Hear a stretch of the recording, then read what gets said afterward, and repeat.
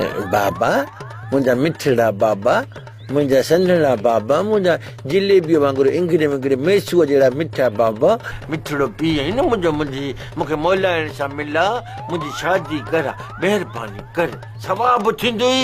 अरे सवाब कोन थींदो, गुनाह थींदो, गुनाह कबीरा। छो बाबा गुनाह थींदो? मोलाइण गैर मजा बाछा। अरे जंहिंखे तूं मोलाइण थो चवे उहा सेठियाणीअ जी धीउ आहे। मां सेठियाणी सां शादी कंदुसि, उहा तुंहिंजी माउ थींदी। सेठियाणीअ जी धीउ? पर बाबा मूं तक में हिते कोन ॾिठी। किथां ॾिसंदे तूं हुनखे? तूं कॾहिं मेखाने में, कॾहिं खट ते, कॾहिं पट ते निभागा। अरे तूं ॻोठ में उथे में है त तोखे बि ख़बर पवे त केरु कंहिंजो माइट आहे। अजायो मथो थो हणे। बाबा सेठियाणीअ सां भला तूं चाहीं तो शादी करण न चिलकिणे जी मूंसां करा, ॿई माउ धीअर गॾु हिकिड़े घर में ईंदियूं, केॾी पाण में ख़ुशि हूंदियूं। अरे निभागा, सेठियाणीअ सां मूं शादी कई, चिलकणी तुंहिंजी कुंवार न पर भेण थी वेंदी।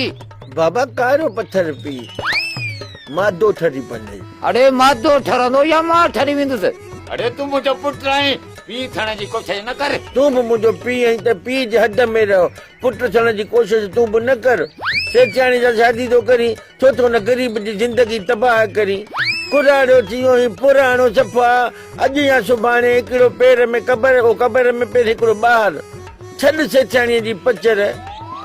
सलाह ॾियईं बाबा सेठियाणीअ खे भेण बना त जीअं असां पाण में पुफाट मारो थियूं न, उन में असांखे इहो फ़ाइदो पवंदो।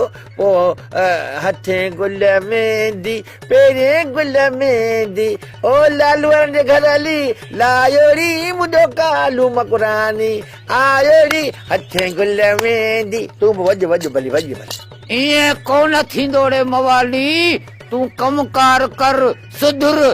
ॿियो को संग ताड़े तुंहिंजूं बि तूतड़ियूं वॼाया थो, तूतड़ियूं।